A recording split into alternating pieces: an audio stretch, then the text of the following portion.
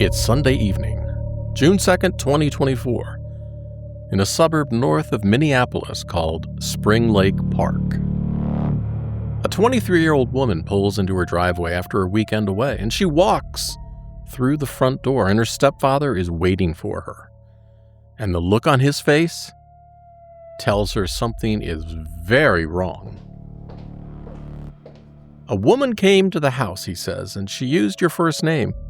She left a gift bag. You know, one of those Hallmark bags you pick up for a birthday party? It's white with butterflies and flowers on it. It's cheerful. And her stepfather had looked inside.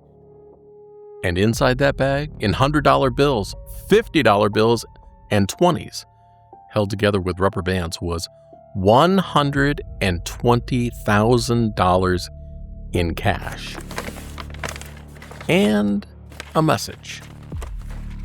According to the FBI affidavit, the woman told her stepfather, if Juror 52 voted not guilty during jury deliberations, there would be more of that present tomorrow. The 23-year-old was juror number 52. She was serving on the biggest pandemic fraud trial in American history. The defendants had followed her home from the courthouse and purchased a GPS device to install on her car. She didn't know it, but she was being tracked. They chose her because she was the youngest juror on the panel, and because they believed she was the only person of color. They were wrong about everything, about who she was, about what she'd do, because she picked up her phone and called 911. Hey, you're listening to True Crime Cases You Haven't Heard. And if this is your first time here, subscribe and follow wherever you're listening right now. You can also find me at truecrimeunheard.com. That's truecrimeunheard.com. And you can subscribe for all the behind-the-case audio and case files. So this is a case about what happens when the biggest fraud in American history collides with the justice system itself. It's about one juror who stood between a $250 million criminal conspiracy and a corrupt verdict. Hey, I'm Steve Rode, and I've spent 30 years as an investigative writer, tracking financial criminals and years in emergency services as a police dispatcher, surveillance photographer, and many years in the air as the chief pilot for public safety operations. I've investigated Ponzi schemes, embezzlers, corporate fraudsters for 3 decades. And I want to be clear about something. The Feeding Our Future fraud, the one we're going to talk about, $250 million stolen for programs meant to feed children during a pandemic, that case alone would justify its own episode because it's effing staggering. But this episode isn't about the fraud. Well, not primarily. This episode is about what the fraudsters did when they realized they were about to be convicted. It wasn't looking good for them. It's about the scheme they hatched, the woman they targeted, and the bag of cash they delivered to her doorstep. Oh, and the 23-year-old who refused to be bought. Acting U.S. Attorney Lisa Kirkpatrick, announcing the guilty verdict at a press conference, listed the obstacles her team had to overcome, including the attempted bribery of a juror in the first Feeding Our Future trial and the attempted witness tampering we saw during this trial. It's unprecedented. Unprecedented. You know, that word doesn't get used lightly by a U.S. attorney who's been in the office 20 years. And her predecessor, Andrew Luger, the man who indicted the bribery conspirators, put it even more starkly when he called it something out of a mob movie. But here's what makes this case different from a mob movie. The hero wasn't a federal agent or a prosecutor. The hero was a civilian doing her civic duty who was surveilled stalked, and targeted, but who did exactly the right thing at the right moment when it mattered most. To understand the bribery, you need to understand what was on trial that spring in Minneapolis. So, let me give you the short version. Feeding Our Future was a Minneapolis nonprofit founded in 2016 to help get federal nutrition dollars to kids. And during COVID, new rules allowed for-profit restaurants to participate in programs that had previously been restricted to only nonprofits. The founder, a woman named Amy Bach, saw an opportunity. And not the kind that feeds children. According to court records, the scheme claimed to have served 90 million meals over 2 years. FBI surveillance of one site showed it had roughly 40 visitors a day. While claiming thousands of meals, how can that be? Only about 3% of the funds went to actual food, and the rest, we're talking about $250 million. Went to luxury cars, real estate, and overseas wire transfers. One defendant bought 5 luxury vehicles in 6 months. A Porsche, a Tesla, a GMC among them. Another funded a 12-story apartment building in Nairobi, Kenya. The fake meal rosters listed invented children with the names like Serious Problem. 79 people were eventually charged. It was the largest pandemic relief fraud in United States history. The lead prosecutor, Joe Thompson, described the moment the case first landed on his desk.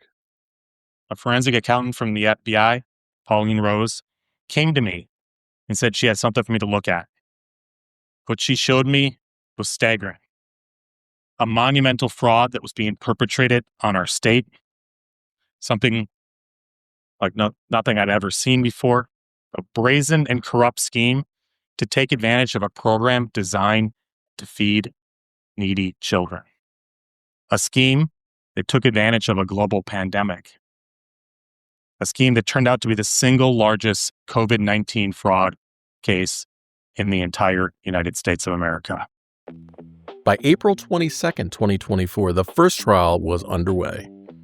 7 defendants sat in a federal courtroom at the Diana E. Murphy United States Courthouse in downtown Minneapolis. Farah, age 35, of Savage, Minnesota, and Saeed Shafi Farah, age 42, of Minneapolis. Their slice of the fraud was $47 million, funneled through a restaurant called Empire Cuisine and Market in Shakopee, Minnesota. The trial lasted 6 weeks, 6 long weeks. And closing arguments began on Friday, May 31st. The jury was about to deliberate. And the defendants were about to do something that even the U.S. attorney, a man who had prosecuted mob families in Brooklyn, had never seen before. Thompson would later describe what this case had done to his state. All too often, our state has been known for fraud. And the Feeding Our Future case has come to symbolize the problem of fraud in our state. It has become the shame of Minnesota. The shame of Minnesota was about to get worse. According to the plea agreements filed in this case, the conspiracy began soon after the jury was seated on April 22nd. Abdiaziz Farah, the ringleader, already facing decades in prison for the fraud, identified Juror 52 as a candidate to bribe and directed his co-conspirators to research her. According to court records, the conspirators researched Juror 52 online, including Juror 52's Facebook account. And through that research, they identified Juror 52's home address and found information about Juror 52's background and family members. They targeted her because, and I'm quoting from the plea agreement, she was the youngest juror and they believed her to be the only juror of color. She was 23 years old, living in Spring Lake Park, and the defendants made a calculation. A young woman of color would find $100,000 life-changing. She would be susceptible to their arguments. Abdul Karim Farah, the ringleader's younger brother, was 24 years old. He became the surveillance operative. According to his plea agreement, he conducted surveillance of Juror 52 and her house. He identified her vehicle, discovered where she parked during jury service, and he knew which parking garage in downtown Minneapolis she left her car. He sent a map of the parking ramp to his co-conspirators, and he purchased a GPS tracking device for her car.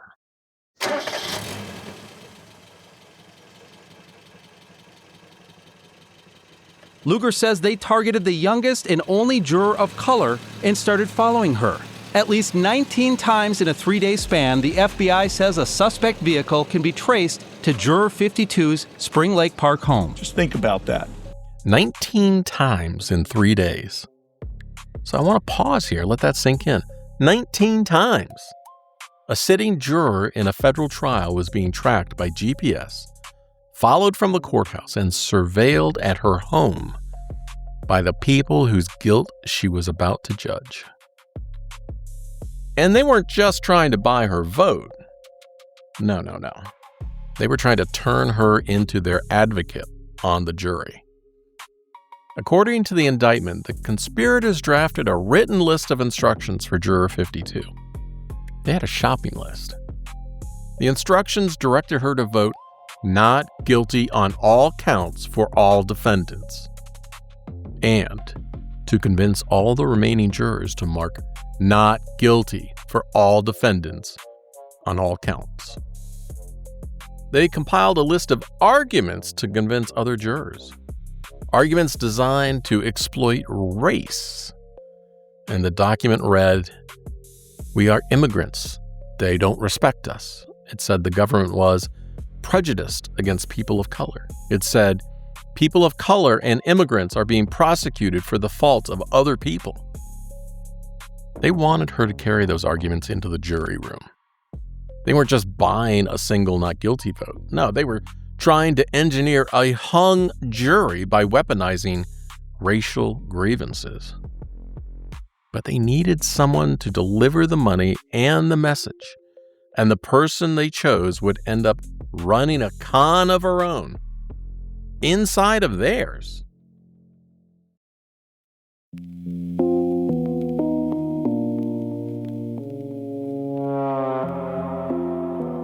Abdimajid Muhammad Noor was 23 years old, a co-defendant of the fraud trial, and according to the plea agreement, he was the only one who recruited the delivery person.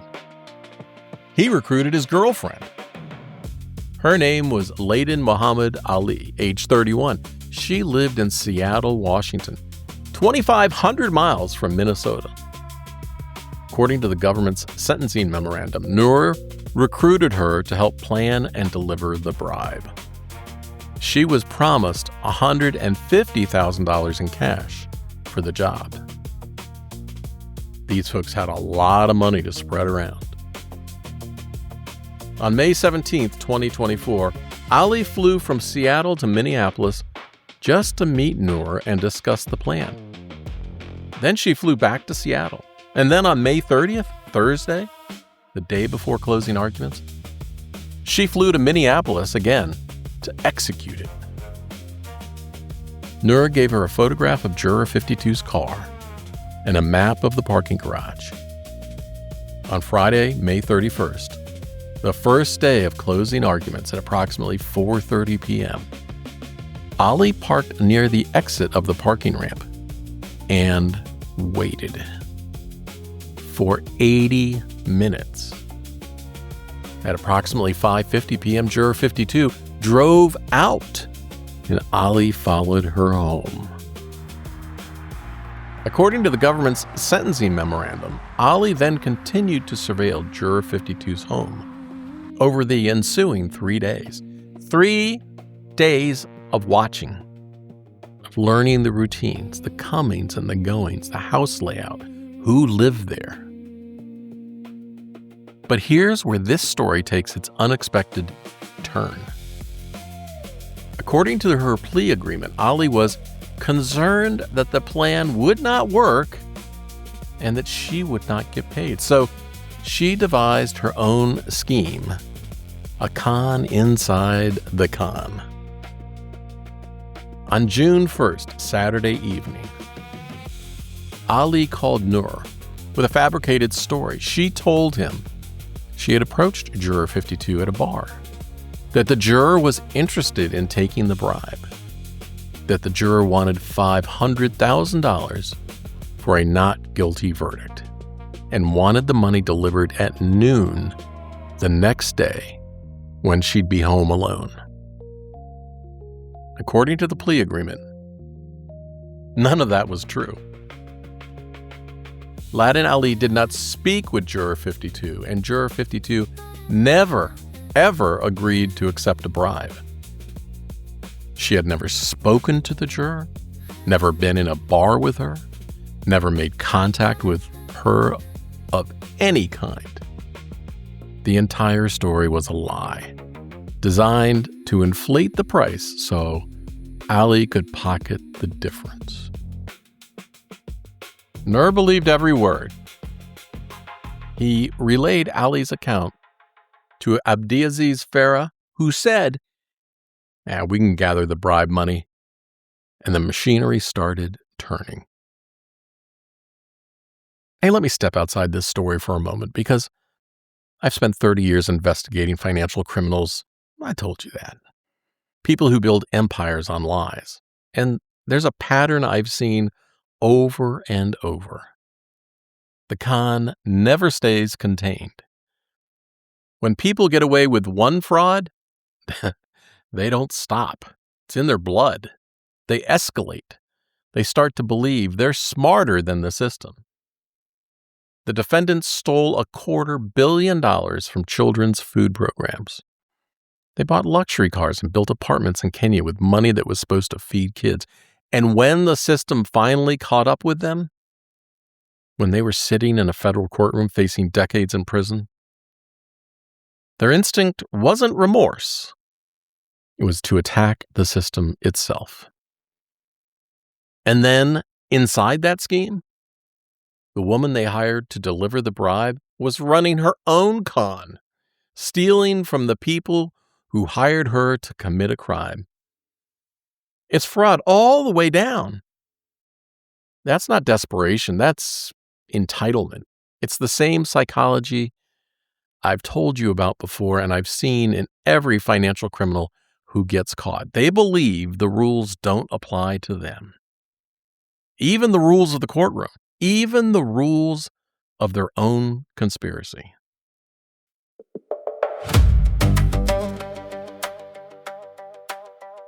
At 11:03 p.m. on Saturday, June 1st, Abdiaziz Farah called his brother Saeed, known by the nickname Abdi, which means uncle in Somali. According to court records, he told Saeed the plan and asked for help gathering the cash. At 12:56 a.m., nearly 1 a.m. on Sunday, Saeed got an encrypted message on Signal, and the message read, "Please have the money ready by 10. Please. It's very important for everything that we have." Everything we have. He was facing decades in prison, and this was his Hail Mary. Saeed Farah owned a business called Brusra Wholesalers in South Minneapolis, and according to his plea agreement, he spent that morning gathering the money. He obtained cash from multiple individuals, and he obtained cash from a hawala located near the Carmel Mall. A hawala is an informal money transfer system, centuries old, trust-based, used extensively in Somali communities worldwide. No bank accounts, no wire receipts, no government documents, no paper trail. The Somali diaspora sends approximately $1.3 billion annually to Somalia through hawala networks, much of it from the United States. After banks stopped serving Somali money transfer companies, hawala became essential infrastructure. And in this case, it was the perfect way to assemble $200,000 in totally, perfectly untraceable cash. And according to Saeed Farah's plea agreement, he wasn't the only one gathering money. A former Feeding Our Future employee who is charged in another indictment with participating in the fraud scheme to obtain child nutrition program funds also worked to gather cash for the bribe. So let that register. Someone already charged with stealing from children's food programs helped raise money to bribe a juror in a trial for stealing from children's food programs.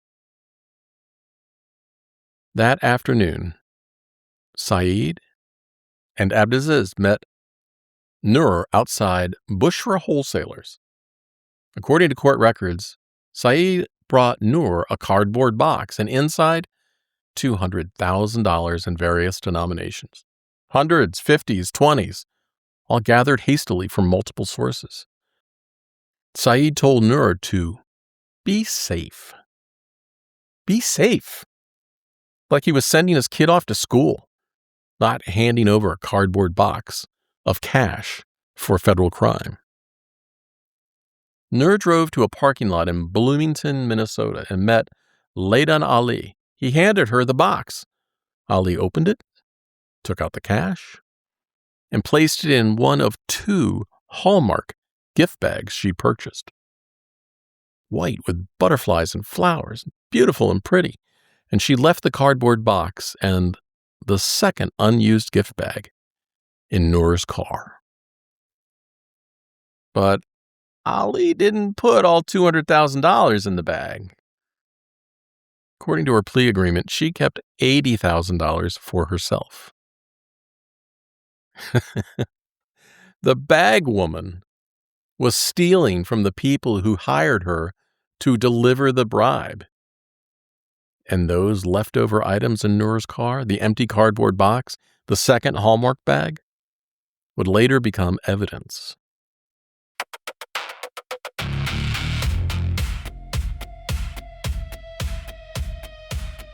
This shouldn't come as a shock. The conspirators didn't fully trust Ali. They didn't trust Ali, and they remained concerned that Juror 52 would not follow through with an acquittal. So they sent Abdul Karim, the youngest brother, the surveillance man, to meet Ali at a gas station near Juror 52's house. His instructions were to drive her to the juror's home in her rental car and record the delivery on video, a proof of delivery receipt for a criminal transaction. Ali had wanted to drive herself, according to court records. This prevented Laydan Ali from stealing all of the bribe money. She would have taken everything if Abdul Karim hadn't been there. At approximately 5:30 p.m. on Sunday, June 2nd, Abdul Karim drove Ali to the nearby Target store. He went inside and purchased a screwdriver.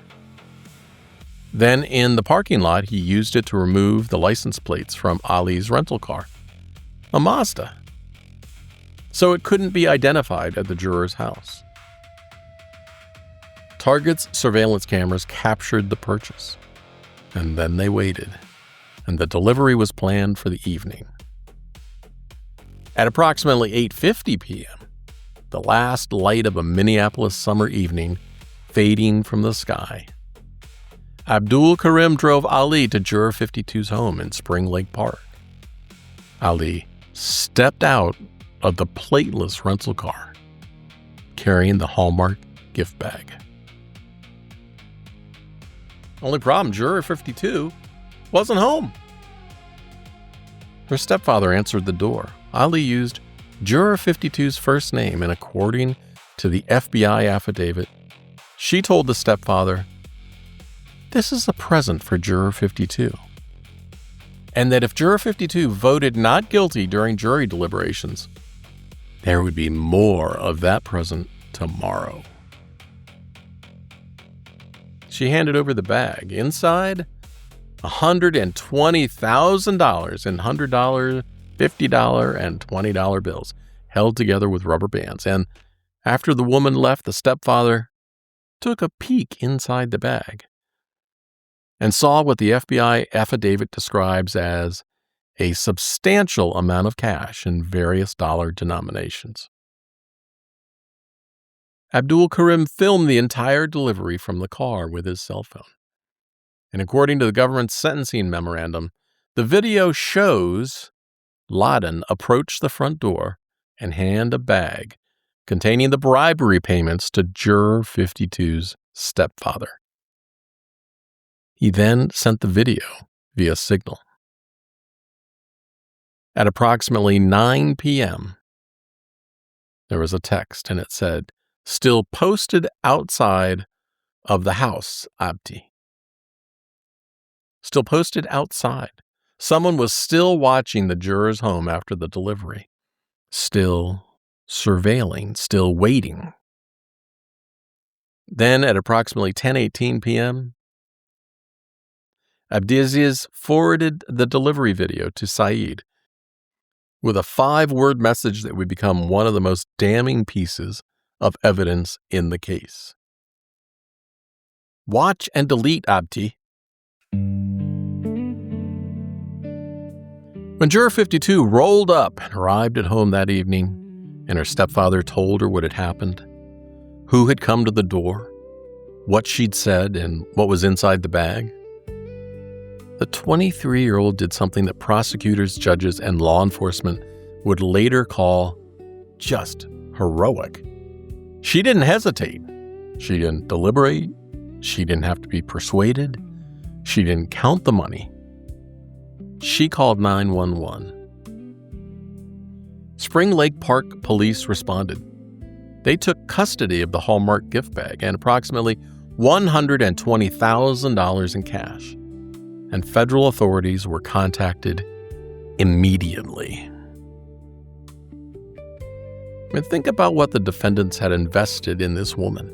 Weeks of research, her Facebook account dissected, her home address found, a GPS tracker purchased, her car followed from the courthouse, her daily routine mapped, a photo of her car, a diagram of the parking ramp, 3 days of physical surveillance of her house, an 80-minute stakeout in the parking garage, 2 cross-country flights from Seattle, $200,000 in cash gathered from a Hawala network, an acquittal manual with racial arguments drafted for her to carry into the jury room. All of it, every dollar, every hour, every calculation, built on one assumption: that she could be bought. They were catastrophically wrong. According to U.S. Attorney Lisa Kirkpatrick, who would later say, Juror 52, who could not be corrupted and immediately alerted law enforcement, represents the best of Minnesota. But the trial wasn't over yet, and the morning of June 3rd was about to become one of the most extraordinary courtroom days in the history of the District of Minnesota. Hey, quick pause. If you're finding this story as extraordinary as I did when I read the court documents, do me a favor. Subscribe or follow right now. Hit follow on Spotify, Apple Podcasts, or wherever you're listening. And if you want the full case files for this episode, the court documents, the timeline, the research, you can find out how to get those by going to truecrimeunheard.com/subscribe. I go in deep over there. Now, back to that Monday morning courtroom.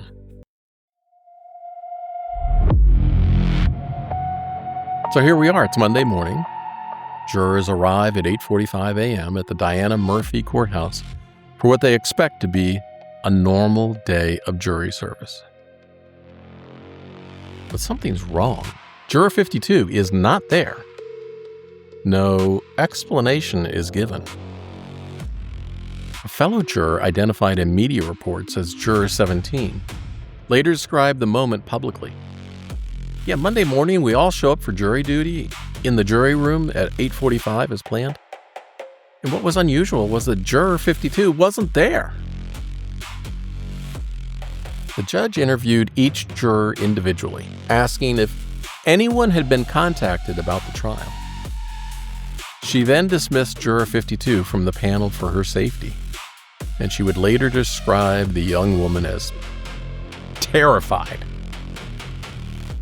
The judge sequestered the remaining jury. She detained all 7 defendants, revoking their bond. And she ordered every defendant to place their cell phone in airplane mode and immediately surrender them to law enforcement.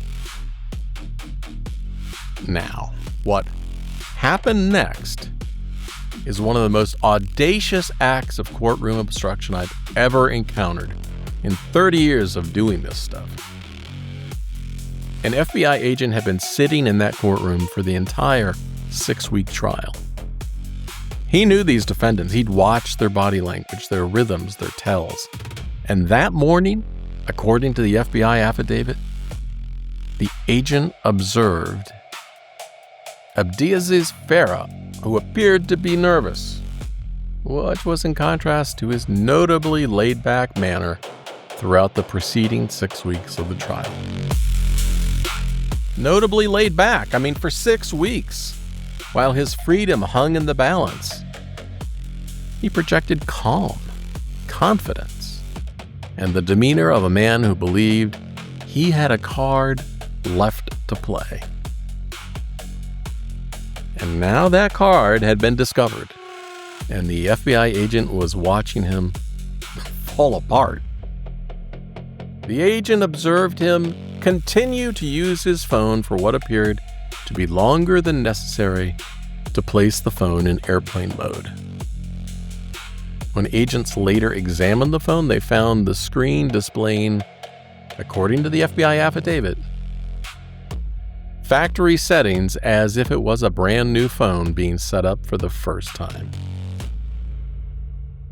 If you've ever used an iPhone, you recognize that Apple Hello screen. The screen you see when you take an iPhone out of the box for the first time. You see, this guy was so afraid he had factory reset his iPhone right there in the courtroom, in the middle of his own trial, minutes from being told to surrender it.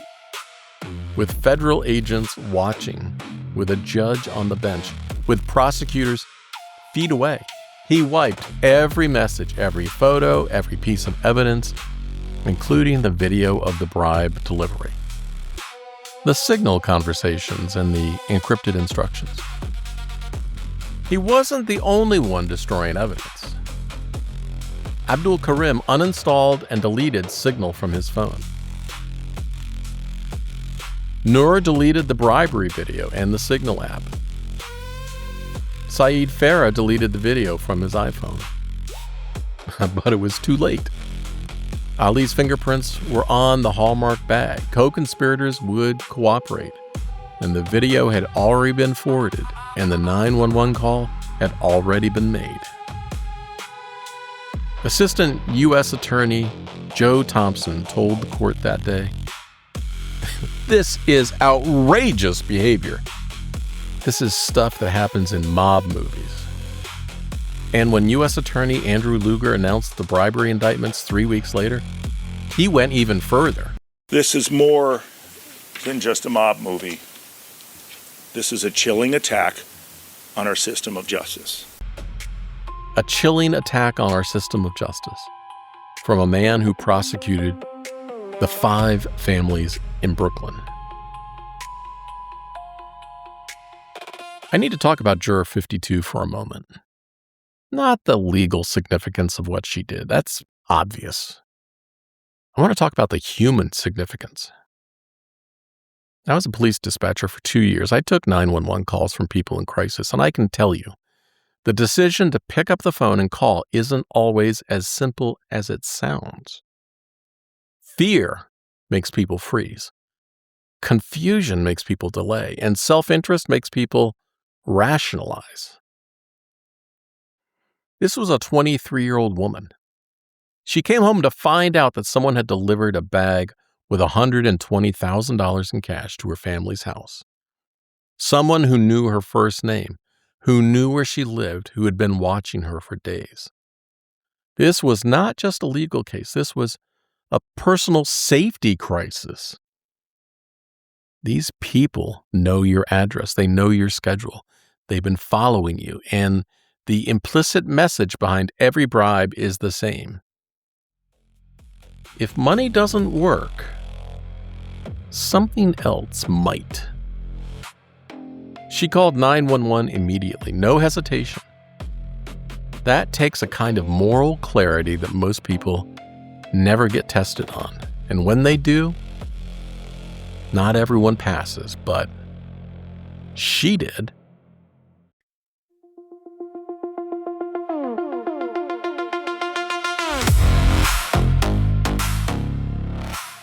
Despite the bribery attempt, the trial continued. A second juror was dismissed after learning about the scheme from a family member. Both were replaced with alternates. That's why we have them. On June 7th, 2024, 4 days after the bribery was revealed, the jury delivered its verdict.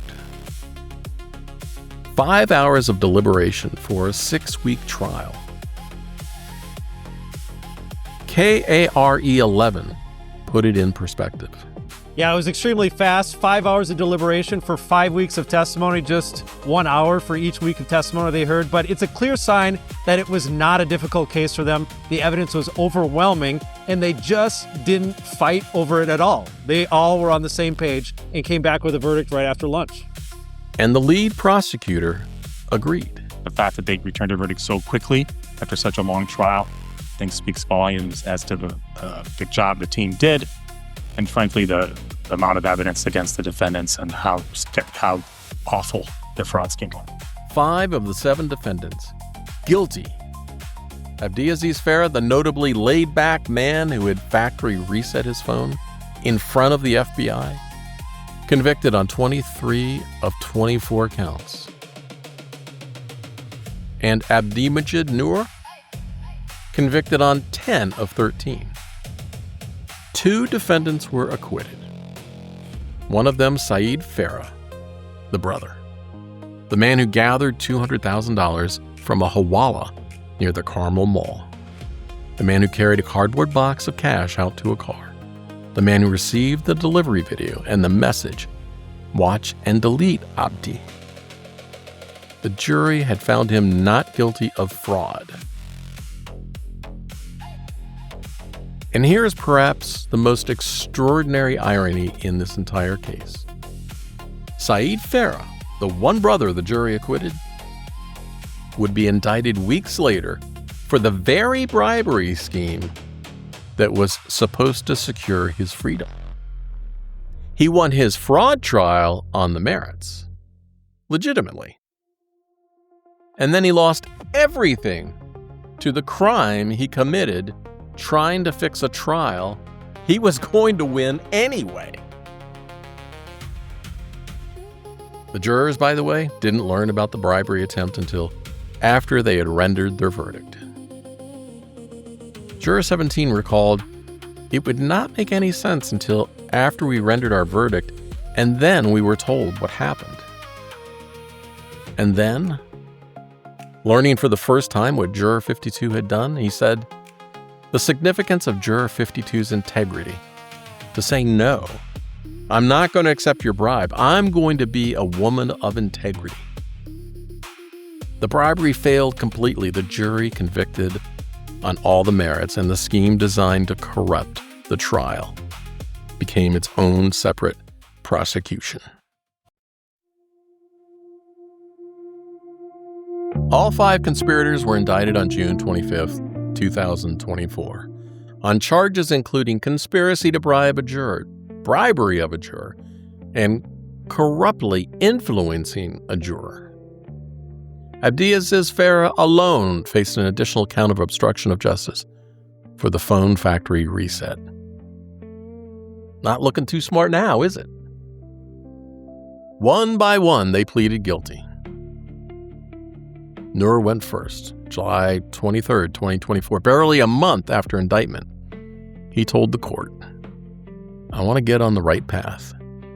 He was 23 years old, and according to background research, he'd pick rocks from crop fields at age 10, worked 14-hour days as a child, and ran the 800 meters in high school. Now he faced a decade in federal prison. Laden Ali pleaded guilty September 5th, 2024, while awaiting sentencing on Valentine's Day, 2025. She was arrested in Hennepin County for third-degree driving while impaired, a blood alcohol concentration of 0.08 or above, after rear-ending another driver and then fleeing the scene without giving her information and then obstructing the peace officer who caught up with her. She was on federal pretrial release at the time for bribing a juror. Abdul Karim Farah pleaded guilty. April 2nd, 2025, his attorney described him as a young, naive, and blindly loyal brother. Abdiaziz Farah, the ringleader, pleaded guilty June 17th, 2025. His hearing lasted 43 minutes, and when it was over, he was taken in custody by the U.S. Marshals. He was already serving a 28-year sentence for the underlying fraud. The bribery sentence would be added on top.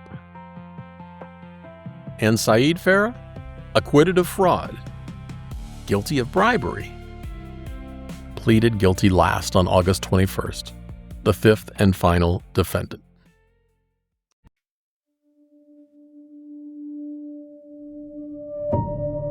On March 4th, 2026, Abdul Karim Farah became the first of the 5 to be sentenced.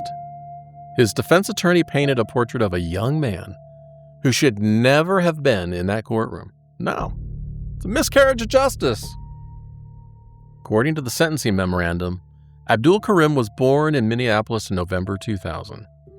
His father left for Kenya when he was 10 and never came back. I mean, that's sad. He had 11 siblings, but had little or no contact with 7 of them. He spent his childhood, in the defense's words, focused on educational and religious activities and dugsi at a mosque on weekends. Dugsi being traditional Somali Quran school. He graduated high school in 2019. He had never been issued a speeding ticket in his life. He was clean. In 2021, his brother Abdiaziz offered him a job. It was the first sustained contact they'd had. And that job, the connection to his brother that he barely knew, is what pulled him into a $47 million fraud scheme and then a juror bribery conspiracy. The defense argued he was an unwitting participant. A young man who didn't organize the bribery, didn't know money was involved until the day of the delivery, and simply followed directions from his friend and his brother. His blind loyalty, they said, doomed him.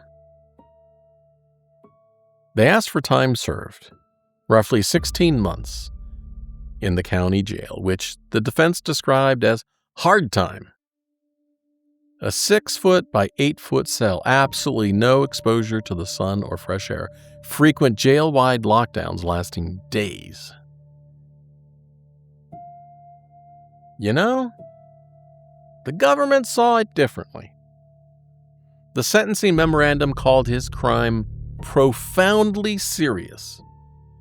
It noted that Abdul Karim enjoyed every advantage, including a stable and supportive family and excellent educational opportunities. It pointed out that he personally conducted surveillance of the sitting juror, purchased a screwdriver to remove license plates, drove the delivery car, and filmed the bribe being handed over. And then prosecutors wrote a line that I think captures the gravity of this case as well as anything I've read. Quote, "It's not hyperbolic to say that without trust that our criminal courts will deliver justice fairly, the vitality of our democracy is threatened." Unquote. They continued, "Others who might consider bribing a juror must know that doing so will result in devastating consequences. Nothing less than a sentence at the high end of the guidelines range will suffice to send a message that justice is not and never will be for sale."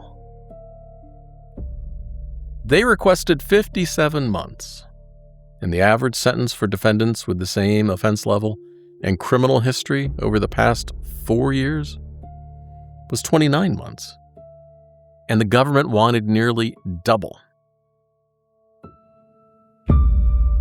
The judge gave them exactly what they asked for, 57 months, 4 years and 9 months, the high end of the guideline. And the judge said, "Properly functioning juries are the core of our criminal justice system." And he praised Juror 52 for resisting the very substantial bribe. Abdul Karim Farah expressed remorse, like they usually do. He said he wished he could take it back. He said he hopes to attend college after prison. 4 more sentencings remain pending. Before I bring this story to a close, I need to acknowledge the victims who aren't in any courtroom. The kiddos. 300,000 Minnesota kids face food insecurity.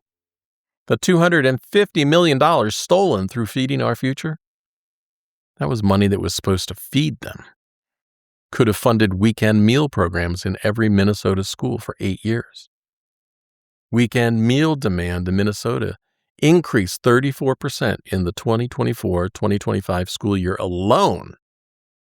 Instead, the defendants bought Porsches and Teslas and built apartments and sent money through underground networks. And when they got caught, they spent $200,000 more trying to buy their way out with help from another charged Feeding Our Future defendant. As an investigative writer, I've covered financial crime for 30 years, and this case represents something I've rarely seen. A crime so layered that the cover-up constitutes an entirely separate criminal conspiracy targeting the justice system itself. Fraud upon fraud upon fraud. Even the bag woman was defrauding the fraudsters. The fraud was the crime, the bribery was the contempt, and those children, the ones who were supposed to eat, they're still waiting. And if you're as pissed off as I am, I think we all have the right to be.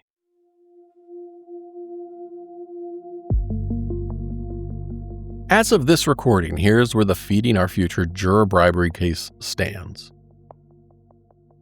Abdiaziz Farah is serving 28 years for the underlying fraud, the second longest white-collar crime sentence in Minnesota history, plus $47.9 million in restitution. People aren't going to see that. His bribery sentence will be added on top, and his guidelines range 97 to 121 months, 8 to 10 more years. He has enhancements for being the leader, for the phone factory reset, and for committing the bribery while already on federal pretrial release for the fraud. Saeed Farah, the man acquitted of fraud, who pleaded guilty to the bribery, awaits sentencing. He faces 51 to 78 months. He also carries an enhancement for committing the offense while on pretrial release. Adimajid Noor, who told the court, "I want to get on the right path," is serving 10 years for the fraud, and his bribery sentence is pending.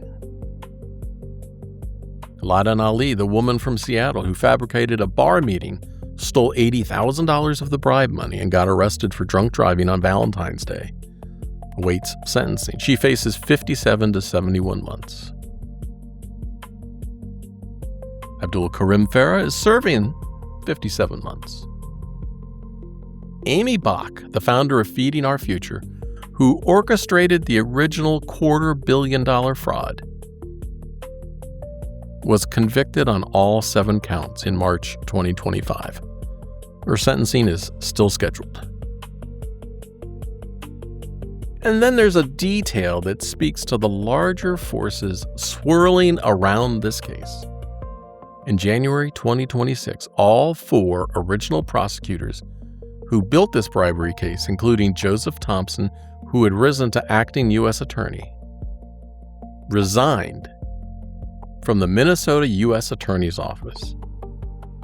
And the catalyst was a dispute with the Department of Justice over an unrelated investigation. The office went from 70 assistant U.S. attorneys to as few as 17. The remaining bribery sentencings will be handled by prosecutors with no connection to the original case.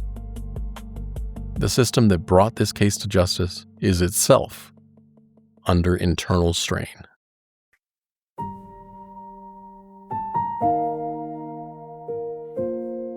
I want to leave you with this. U.S. Attorney Andrew Luger, the man who prosecuted the 5 families in Brooklyn, who called this case a chilling attack on our system of justice, said something about Juror 52 that stayed with me through every page of court documents. We will finish the work Juror 52 started.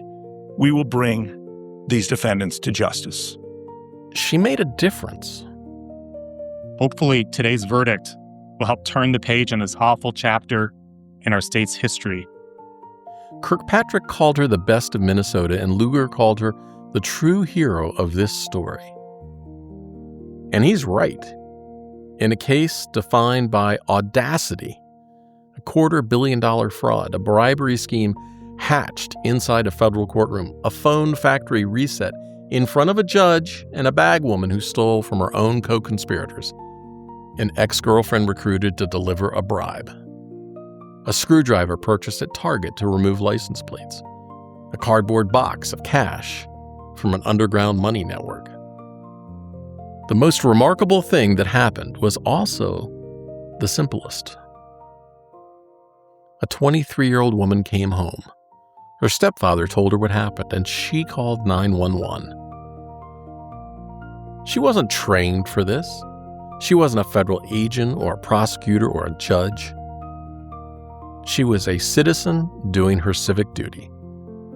And when the biggest test of her integrity arrived in a butterfly-covered Hallmark bag with $100 bills stacked with 50s and stacked with 20s and held together with rubber bands, she didn't waver. The defendants assumed her youth made her naive. Her background made her vulnerable. Her position made her purchasable. And the color of her skin made her available.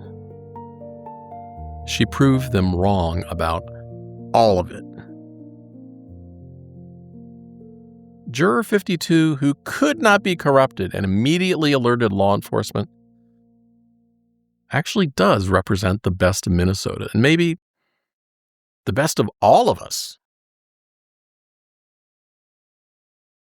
Hey, if this story moved you, if you want to know more about cases like this before anyone else covers them, subscribe to the show at truecrimeunheard.com/subscribe. Over on Substack, I publish the full case files, behind-the-scenes research, and bonus content for every episode.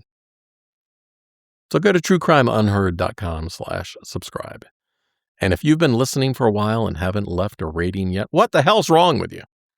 This is your moment. A 5-star review on Apple Podcasts or Spotify takes 10 seconds and helps others to find these stories. I would greatly appreciate it. Until next time, this is Steve. I want you to stay curious, stay safe, stay subscribed. Yeah. See ya. Cases you ain't heard about. Time to dig in. Yeah.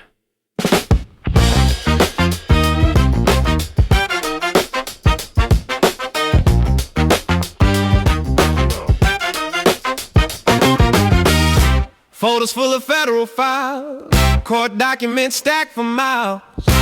Ain't no famous names in here, just the truth that disappeared. Sworn affidavits, FBI, every claim verified. No speculation, no disguise, just the facts before your eyes. True crime cases, you have heard every single verified word. We honor the people, tell the whole story. No exploitation, just the glory of the truth coming to light. Cases overlooked, we make it right.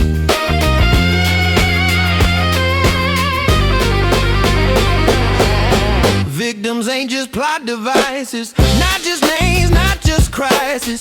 Families deserve the dignity, stories told with integrity. 30 years I've walked this road, investigations heavy load. From the dispatch desk to the mic, getting every detail right. True crime cases, you have heard every single verified word. We honor the people, tell the whole story. No exploitation, just the glory of the truth coming to light.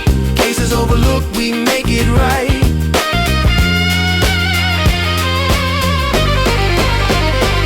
And to my listeners, everyone, couldn't do this without you, son.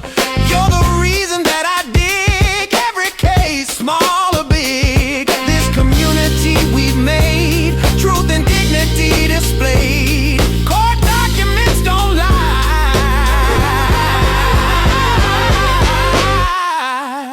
and neither do I. True